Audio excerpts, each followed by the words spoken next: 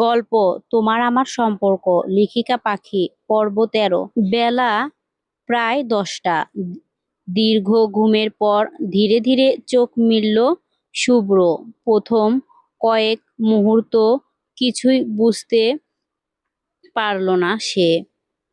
মাথাটা ভার লাগছে, শরীরে আগের রাতে জ্বরের ক্লান্ত রয়ে গেছে। চোখে মেলে ছাদের দিকে তাকিয়ে কয়েক সেকেন্ড স্থির হয়ে থাকার পর হঠাৎই বুকের ভিতরে একটা নরম ভার অনুভব করলো। দৃষ্টি নামাতেই থমকে গেল শুভ্র।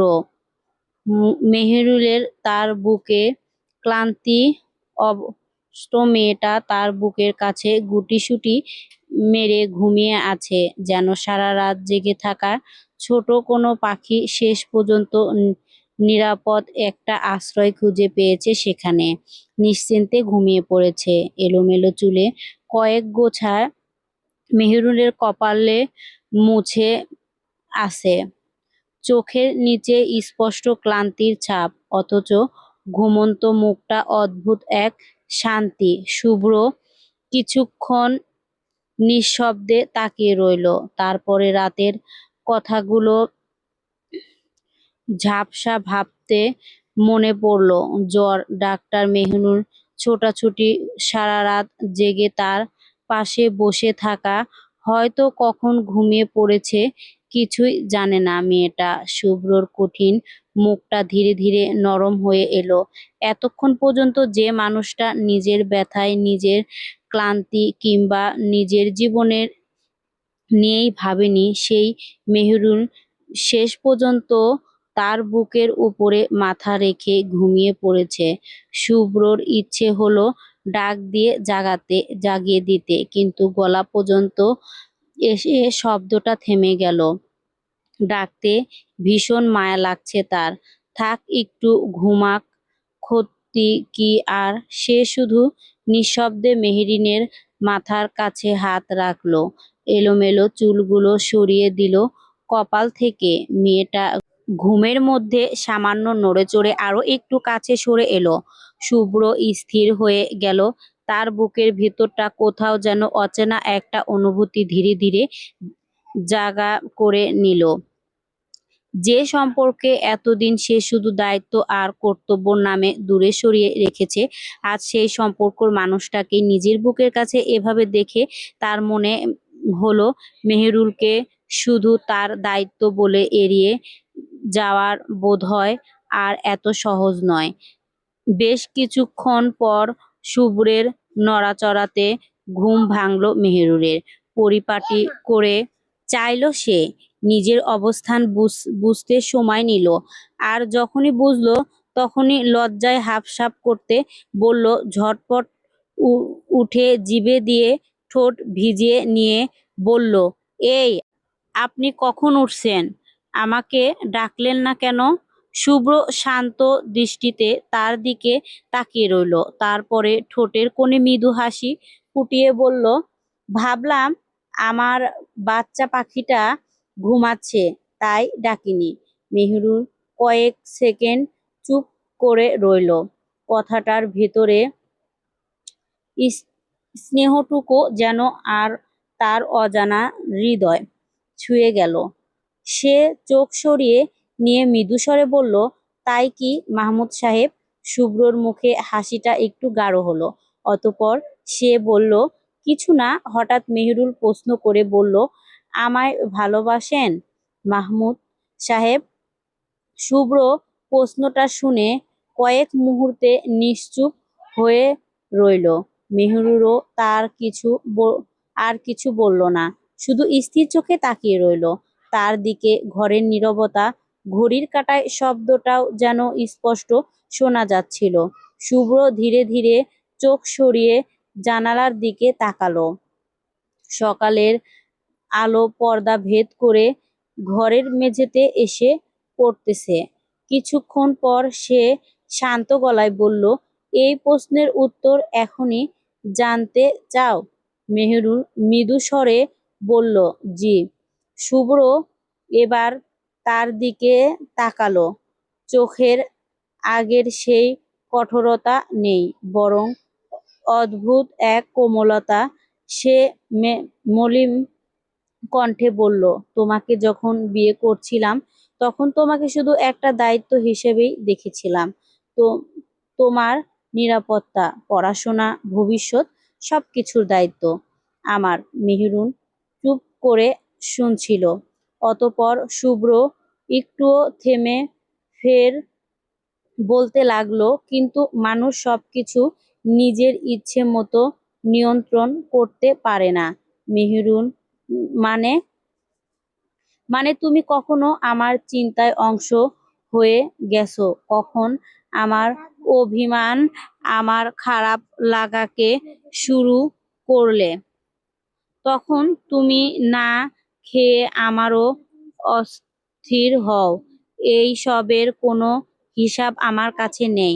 তাহলে ভালোবাসেন? শুভ্র এবার সরাসরি আর চোখের দিকে তাকালো না। কয়েক মুহূর্ত পর ধীর সুরে বলল, হয়তো ভালোবাসি, তবে ভালোবাসার নাম দিয়ে তোমার পড়াশোনা, ভবিষ্যৎ কিংবা নিজের পরিচয় নষ্ট করতে দেব না।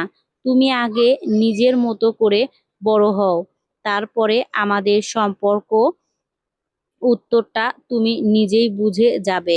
মেহরুনের বুকের ভেতরটা কেঁপে উঠল। মেহরুন কিছুক্ষণ চুপ করে থাকলো, তারপরে ঠোঁটের কোণে ছোট একটা হাসি ফুটে উঠল।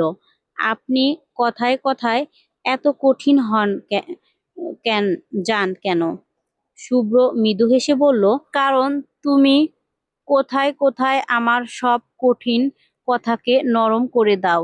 মেহেরুন আর কোনো উত্তর দিল না, শুধু চোখ নামিয়ে ফেলল। সকালের আলো তার মুখে ফুটে উঠল লাজুক এক কুটুর হাসি। মেহেরুন কিছুক্ষণ চুপ করে বসে থাকার পর হঠাৎই মনে পড়তেই বলল, আপনাকে হাসপাতালে যেতে হবে। ডাক্তার তো বলেছে এক্স-রে করাতে হবে। একা ফ্রেশ হতে পারবেন তো? শুভ্র নিজের আহত হাতটার দিকে একবার তাকিয়ে শান্ত গলায় বলল, পারবো। মেহরুন উঠে দাঁড়িয়ে বলল, তাহলে আমি নাস্তা নিয়ে আসছি। শুভ্র সঙ্গে সঙ্গে বলল, শুধু আমার জন্য এনো না, নিজের জন্যও এনো। আর পাশের রুমে গিয়ে দ্রুত ফ্রেশ হয়ে নাও। সকাল থেকে কিছু খাওনি, খিদে পেয়েছে নিশ্চয়। মেহরুল দরজার কাছে গিয়ে থেমে পেছন ফিরে তাকিয়ে উত্তরে বলল, হুম। শুভ্র মৃদু চোখে তাকিয়ে রইল তার দিকে। মেহরুল বেরিয়ে যেতেই শুভ্র ধীরে ধীরে বিছানা থেকে উঠল। আহত হাতের কোণের স্বাভাবিকের চেয়ে একটু ধীর হয়ে গেল তার চলাফেরা। তবুও মেহরুনের সামনে নিজের দুর্বলতা প্রকাশ করতে সে যেন এখনো নজর। বেশ কিছুক্ষণ পর মেহরুল দুজনের নাস্তা সাজিয়ে একটি ট্রে হাতে নিয়ে ঘরে ঢুকলো। দরজা পেরিয়ে তার চোখ আটকে গেল শুভ্রের দিকে। বিছানার এক কোণে পা ঝুলিয়ে বসে আছে সে, এক হাতে ফোন, অন্য হাতটা সাবধানে নিজের পাশে রাখা। মুখে আগের রাতের ক্লান্তির ছাপ থাকলেও চোখে মুখে সেই চিরচেনা গম্ভীর ভাবটুকু ফিরে এনেছে। মেহরুন ধীরে ধীরে এগিয়ে এসে ট্রেটা টেবিলের উপরে রাখলো। শুভ্র ফোন থেকে চোখ তুলে তার দিকে তাকালো, তারপর প্রশ্ন করে বসলো, এত দেরি হলো কেন? মেহরুন ভুরু কুঁচকে বলল, ফ্রেশ হতে লেট হয়েছে। শুভ্র ফোনটা পাশে রেখে বলল, ভালো করেছো। মেহরুন ট্রে থেকে খাবারগুলো বের করে টেবিলে সাজাতে লাগলো। তারপরে একবার শুভ্রের আহত হাতের দিকে তাকিয়ে জিজ্ঞাসা করলো, ব্যথা করছে? একটু একটু মানে? শুভ্র মৃদু হেসে বলল, তুমি ডাক্তার নাকি? মেহরুন খুব মুখ বাঁকিয়ে বলল, ডাক্তার না, কিন্তু আপনার দেখাশোনা করতে করতে অনেক কিছুই শিখে যাচ্ছি। শুভ্র আর কিছুই বলল না, শুধু মেহরুনের দিকে তাকিয়ে রইল। মেহরুন সেটা বুঝতে পেরেও চোখ নামিয়ে নাস্তার প্লেটটা তার সামনে এগিয়ে নিল। আগে খেয়ে নিন, তারপরে হাসপাতালে যাবেন। শুভ্র প্লেটের দিকে তাকিয়ে আবার মেহরুনের দিকে তাকিয়ে বলল, তুমিও বসো। মেহরুন নিঃশব্দে তার বিপরীতে বসে পড়ল। সকালের নাস্তার মাঝেও দুজনের জন্য যেন কয়েকটা শান্তির মুহূর্তে অপেক্ষা করছিল। নাস্তা শেষ করে শুভ্র ধীরে ধীরে প্রস্তুত হতে লাগলো। আহত হাতের কারণে জামা পরতেও তাকে বাড়তি সময় নিতে হচ্ছে। মেহরুনের পাশে দাঁড়িয়ে নীরবে সবকিছু লক্ষ্য করছিল। শেষেমেশে আর চুপ থাকতে না পেরে বলল, আমি আপনাকে সঙ্গে হাসপাতালে যাব। শুভ্র আয়নার সামনে দাঁড়িয়ে ঘড়িটা ঠিক করতে করতে বলল, না, আমি হাসপাতাল থেকে সরাসরি জনসভায় যাব। মেহরুল বিনয়ী চোখে তার দিকে তাকালো, অতঃপর বলল, এই ভাঙা হাত নিয়ে হাতটা ভেঙে স মেটেনি বুঝি? এখন পাটাও ভাঙতে চান? পা ভেঙে গেলে চলবেন কি করে? শুভ্র নির্বাকভাবে বলে বসল, কেন তোমার কাঁধে ভার করে চলবো? মেহরুন চোখ দুটো গোল হয়ে গেল। সে কোমরে হাত দিয়ে বলল, অ্যাঁ, আপনি খুব ভারী। তাহলে নিজের শক্তি করো, কারণ আমার পর আমার অর্ধাঙ্গিনী হিসাবে এই রাজনীতিক হলে তোমাকেই ধরতে হবে। যেন কথাটা মাঝে বুঝে উঠতে পারল না। গোল গোল চোখে কিছুক্ষণ তাকিয়ে থাকে বলল, আব্বু আপনাকে মেরে তক্তা বানাবে। নিচে বসে আছেন আপনার জন্য। একবার শুধু যান। কাল রাত থেকে উনি বেজায় রেগে আছেন। এইবার হয়তো ওঝার মতো ঝাড় বাতাস দিয়ে আপনার মাথা থেকে রাজনীতির ভূত নামাবে। শুভ্র ভুরু নাচিয়ে বলল, তাই নাকি? মেহেরুন গম্ভীর মুখে মাথা নাড়িয়ে ছোট করে বলল, হুম। শুভ্রের ঠোঁটের কোণে আবারও হাসি ফুটে উঠল। অতঃপর দেখে আজ কার রাজনীতি জেতে, তোমার শ্বশুরের নাকি আমার? মেহরুন দীর্ঘশ্বাস ফেলে বলল, আপনার সঙ্গে তর্কে আমি পারব না। আমি আগে নিচে চলুন, আব্বু অপেক্ষা করছে। শুভ্র মাথা নাড়ালো, তারপরে আহত হাতটা সাবধানের সাথে দরজায় এগিয়ে গিয়ে মেহরুনও তার পিছনে পিছনে বেরিয়ে এলো। সিঁড়ি দিয়ে ধীরে ধীরে নিচে নামলো শুভ্র। আহত হাতের কারণে তার চলাফেরা স্বাভাবিকের তুলনায় কিছুটা অধীরতা এসেছে। মেহরুল এক ধাপ পিছিয়ে থেকে সতর্ক চোখে তাকে লক্ষ্য করছিল। প্রয়োজনে হাতটা বাড়িয়ে দিলে সেই প্রস্তুতি তার পুরো ভঙ্গিতেই। ডাইনিং রুমে পা বাড়াতেই মেহরুনের চোখে গিয়ে পড়ল আসিফ মাহমুদের দিকে। তিনি সোফায় বসে আছেন, হাতে পত্রিকা, কিন্তু তার একবারও লেখার দিকে নেই। ছেলের অপেক্ষাতেই যেন বসে আছে। সাথে সুলতানা বেগম এবং মাহি নীরবে বসে আছেন। শুভ্রকে দেখেই আসিফ মাহমুদ পত্রিকাটাকে ভাঁজ করে টেবিলের ওপরে রেখে দিলেন। কয়েক মুহূর্তে ছেলের আহত হাতের দিকে তাকিয়ে থেকে গম্ভীর স্বরে বললেন, আজ কোথাও যাওয়ার পরিকল্পনা? শুভ্র স্বাভাবিক ভঙ্গিতে উত্তর দিলেন, হাসপাতালে যাব, তারপরে একটা জনসভা আছে। আসিফ মাহমুদের কপালের ভাঁজ আরো গভীর হলো। তিনি বললেন, হাসপাতাল থেকে সরাসরি জনসভায়। জি, এই অবস্থায়। শুভ্র এবার কিছু বলার আগেই মেহেরুন নিচু স্বরে বলল, আমি তো সেটাই বলছিলাম আব্বু। উনি কিছুতেই শুনছেন না। শুভ্র মেহেরিনের দিকে তাকিয়ে মৃদু ভ্রু তুলল, অতঃপর বলল, তুমি আমার নামে নালিশ করছো? মেহেরুন সঙ্গে সঙ্গে মুখ ফিরিয়ে নিয়ে বলল, নালিশ না, সত্যটা বলছি। আসিফ মাহমুদের মুখে ক্ষীণ হাসি ফুটে উঠলেও মুহূর্তে তা মিলিয়ে গেল। শুভ্র, রাজনীতি করতে হলে আগে নিজের জীবনটার মূল্য বুঝতে হয়। মানুষের জন্য কাজ করে সেটা ভালো কথা, কিন্তু নিজের শরীরটাকেও শেষ করে দিলে সেই মানুষগুলোর জন্য যে কাজ উম, করবে সে কে? শুভ্র কিছুক্ষণ চুপ করে রইল, তারপরে শান্ত স্বরে বলল, আমি সাবধানে থাকবো আব্বু। এই কথাটাই তুমি প্রতিবার বলো। সুলতানা বেগম এবার নরম গলায় বলল, আগে হাসপাতালে যাও, ডাক্তার কি বলে শুনে তারপরে অন্য কিছু ভাববে। শুভ্র মায়ের দিকে তাকিয়ে মাথা নেড়ে সম্মতি জানালো। মেহেরুন স্বাভাবিক স্বস্তির নিঃশ্বাস ফেলল। আসিফ মাহমুদ এবার সরাসরি মেহেরুনের দিকে তাকিয়ে বলল, তুই ওর সঙ্গে যাবি? মেহেরুন সঙ্গে সঙ্গে বলল, জি আব্বু। শুভ্র হালকা আপত্তি সুরে বলল, আব্বু।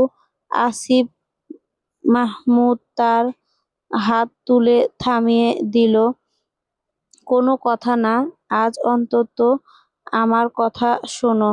শুভ্র আর কিছু বলল না।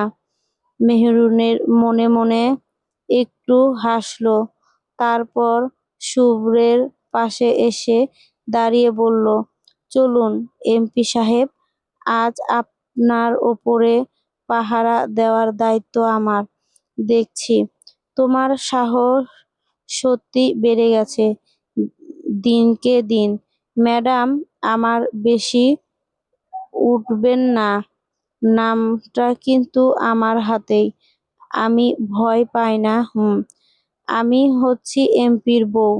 কথাটা শুনে শুভ্র কিছুক্ষণ মেহরুনের দিকে তাকিয়ে রইল, তারপর দুজন পাশাপাশি দরজা দিয়ে এগিয়ে গেল। বাহিরে গাড়ি প্রস্তুত হয়ে দাঁড়িয়ে আছে। আজকের দিনটা কোথায় গিয়ে থামবে তা কাউকে কখনোই জানাতো না। গাড়ির কাছে এসে শুভ্র হঠাৎই থেমে গেল। মেহেরিনের পরনে তখনও বোরকা নেই। হাসপাতালে যাওয়ার তাড়াহুড়োয় সে সময় পায়নি। কেমন ওড়নাটা মাথায় জড়িয়ে আর মুখে মাস্ক। শুভ্র নিজের গায়ের চাদরটা খুলে কোনো কথা না বলে মেহরুনের গায়ে জড়িয়ে দিল। শুভ্রর হতভম্ব মেহরুন হতভম্ব হয়ে তার দিকে তাকালো। এটা আবার কেন? শুভ্র নির্বাক গলায় বলল, গায়ে দাও এই গরমে। হ্যাঁ। মেহরুনের ঠোঁট উল্টে চাদরটার দিকে তাকালো। গরমে এমনিতেই হাঁফসাঁফ অবস্থা, তার উপরে আবার চাদর। মনে মনে বিরক্ত হয়ে ভাবল, মানুষটা কি সত্যিই একটু বেশি টেরা? তারপরে নিজের অজান্তেই অনেকটা প্রশ্নে মাথায় এলো, এই একজনের জন্মদিনে তার শাশুড়ি কি খেয়েছিল আল্লাহই ভালো জানে। শুভ্র মেহেরুনের মুখে ভেঙিয়ে দেখে বুঝতে পারল মেয়েটা মনে মনে নিশ্চয় তাকে নিয়ে কিছু বলছে। মুখটা তেমন এমন করে রেখেছে কেন? মেহেরুন সঙ্গে সঙ্গে মুখ স্বাভাবিক করার চেষ্টা করলো। কই কিছু না, তোমার কিছু না, মুখ দেখলেই বোঝা যায় অনেক কিছু। মেহেরুন আর উত্তর দিল না, শুধু চাদরটা ঠিক করে নিল। শুভ্র এবার তার ওড়নাটা একটু গুটিয়ে দিয়ে বলল, মাথাটা ভালো করে ঢেকে রাখো। মেহেরুন চুপচাপ মাথা নাড়ালো।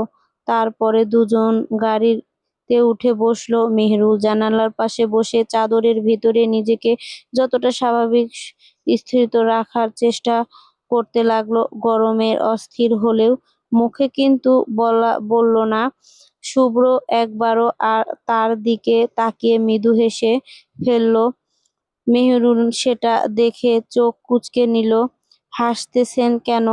কিছু না, আপনার কিছু না, মুখ দেখলে বোঝা যায় অনেক কিছু। শুভ্র এবার সত্যি হেসে ফেলল। মেহেরুন বুঝল শুভ্রর কথাটাই শুভ্রের দিকে ফিরিয়ে দিয়েছে সে। তাই মানুষটা হাসছে। বিরক্ত লজ্জা হয়ে মুখটা অন্যদিকে ঘুরিয়ে নিল সে। হাসপাতালে এক্স-রে করে কক্ষ থেকে বেশ ব্যস্ততার শুভ্রকে নির্দিষ্ট জায়গায় দাঁড়িয়ে কড়াইয়ে প্রযুক্তিজ্ঞ আহত হাতের প্রয়োজনীয় এক্স-রে করছিল। মেহেরুন কক্ষের একপাশে উৎকৃষ্ট মুখে দাঁড়িয়ে ছিল। মেশিনের কাজ শেষ হলে লোকটি রিসিপশনে প্রথমে চিত্রটা দেখে শুভ্রর দিকে তাকালো, তারপর বেশ স্বাভাবিক ভঙ্গিতে বলল, স্যার, আপনার হাতটা বোধহয় ভেঙে গেছে। কথাটা শুনেই মেহেরুনের মুখের রং পাল্টে গেল। চোখ দুটো মুহূর্তেই বড় বড় হয়ে উঠল। ঠোঁটে কাঁপছে মনে হচ্ছে, আর এই মুহূর্তের পরেই চোখের পানি ধরে রাখা সম্ভব হবে না। শুভ্র সেটা চোখের কোণে দিয়ে লক্ষ্য করল। তারপরে ধীরে ধীরে তার দৃষ্টি গিয়ে স্থির হলো এক্স-রে করা লোকটার উপরে। চোয়াল শক্ত হয়ে গেল তার। অতঃপর দাঁত পিষিয়ে চিবিয়ে বলল, বোধহয় লোকটা কিছুটা অপ্রস্তুত হয়ে বলল, জি ইয়েস, মানে ছবিটা দেখে মনে হয়। শুভ্র এবার বিরক্ত স্বরে থামিয়ে দিয়ে বলল, আপনি কি ডাক্তার? লোকটা থমকে গেল, অতঃপর বলল, না স্যার। তাহলে রোগীকে দেখে নিজের মতো করে সিদ্ধান্ত দেওয়ার অত তাড়া কেন?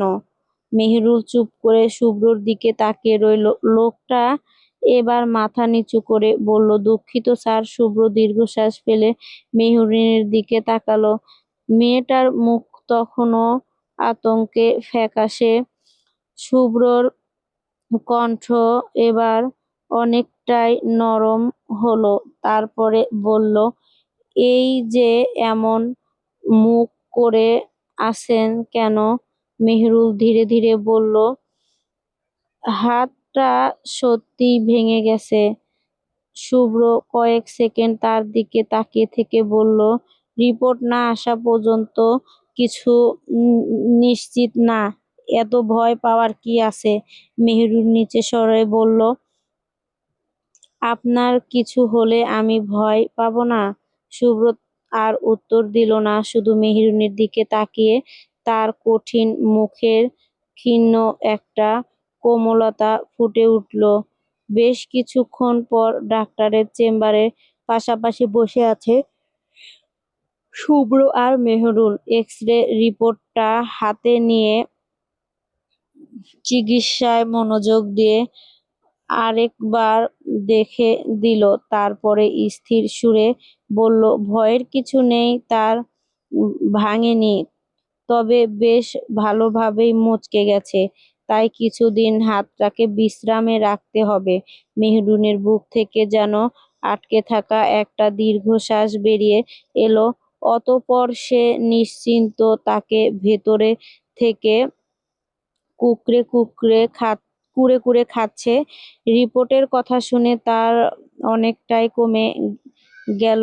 ডাক্তার আবার বলল, হাতে চাপ ব্যান্ডেজ করে দেব। কয়েকদিন ভারী কোনো কাজ করবেন না, আর ব্যথার ওষুধ নিয়মিত করে খাবেন। শুভ্র মাথা নেড়ে বলল, ঠিক আছে। মেহেরুন সঙ্গে সঙ্গে বলে উঠল, আর বেশি কাজ করবেন না। শুভ্র পাশ ফিরিয়ে তার দিকে তাকিয়ে বলল, ডাক্তারকে? উনি নাকি তুমি? মেহেরুন গম্ভীর মুখে বলল, উনি ডাক্তার, কিন্তু আপনার দেখাশোনার দায়িত্ব আমার। ডাক্তার? তাহলে? কথা শুনে মৃদু হেসে ফেললেন। তারপরে বললেন, দেখছি আপনার জন্য একজন বেশ করা অভিভাবক আছেন। মেহরুন একটু লজ্জা পেয়ে চুপ করে গেল। শুভ্রের ঠোঁটের কোণেও এবার হাসি ফুটে উঠল।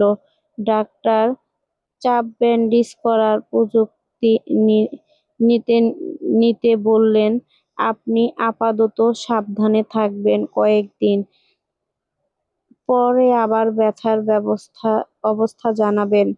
মেহরুন সঙ্গে সঙ্গে মাথা নেড়ে বলল, জি ডাক্তার। শুভ্র মৃদু বিরক্ত ভাব নিয়ে বলল, তুমি যেন নিজেই ডাক্তার হয়ে গেছো। মেহরিন এবার মুখ গম্ভীর করে বলল, আপনি অসুস্থ হলেই আমি ডাক্তার হয়ে যাই, এই আর নতুন কি? আপনার কথা শুনে চলতে হবে নাকি? এখন থেকে আপনি আমার কথা শুনবেন। চাপ ব্যান্ডেজ করা শেষ হলে শুভ্র ধীরে ধীরে চেম্বার থেকে বেরিয়ে এলো। আহত হাতটা এখন শক্ত করে বাঁধা। মেহরিনও তার পাশে পাশে হাঁটছে। হাসপাতালের করিডোরে পেরিয়ে তার মূল ফটকের কাছে আসতেই শুভ্র সঙ্গে কথা থাকা গার্ডকে ডাকলো। তারপরে গম্ভীর স্বরে বলল, ম্যাডামকে ঠিক মতো বাড়ি পৌঁছিয়ে দেবে, কোনো ধরনের অসম্মান যেন না হয়, আর পথ থেকে কোনো সমস্যা হলে সঙ্গে সঙ্গে আমাকে কল দেবে। গার্ড মাথা নত করে বলল, জি স্যার। মেহরুন সঙ্গে সঙ্গে শুভ্রর দিকে তাকালো। আপনি কথা শুনবেন না? শুভ্র নির্বাক মুখে উত্তর দিল না। মেহরুনের বিরক্ত হয়ে নিচু স্বরে বলল, শয়তান একটা। কথাটা শুনে কানের যেতেই যেন ধীরে ধীরে মেহরুনের দিকে ফিরে তাকালো। কি বললেন? মেহরুন মুহূর্তেই মুখের ভাব পাল্টে ফেললো। ফিকি হেসে বলল, কিছু না। শুভ্র চোখ দুটো সামান্য সরু করে তার দিকে তাকিয়ে রইল। এক দৃষ্টিতে এমন করে নীরবে প্রশ্ন ছিল সে মেহরিনের অস্থির ওড়নাটা পর্যন্ত মুখটা চেপে ধরলো। কিছু না বলে এমন করে মুখে লুকাচ্ছে কেন? মেহরিন চোখ নামিয়ে বলল, আপনি ভুল শুনেছেন।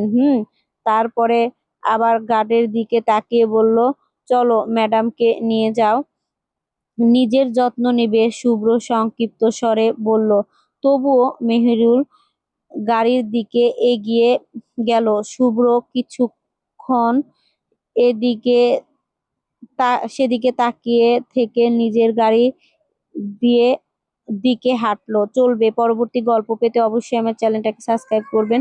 ভুল ত্রুটি ক্ষমার দৃষ্টিতে দেখবেন। আর এতক্ষণ ধৈর্য ধরে গল্পটা শোনার জন্য অসংখ্য ধন্যবাদ।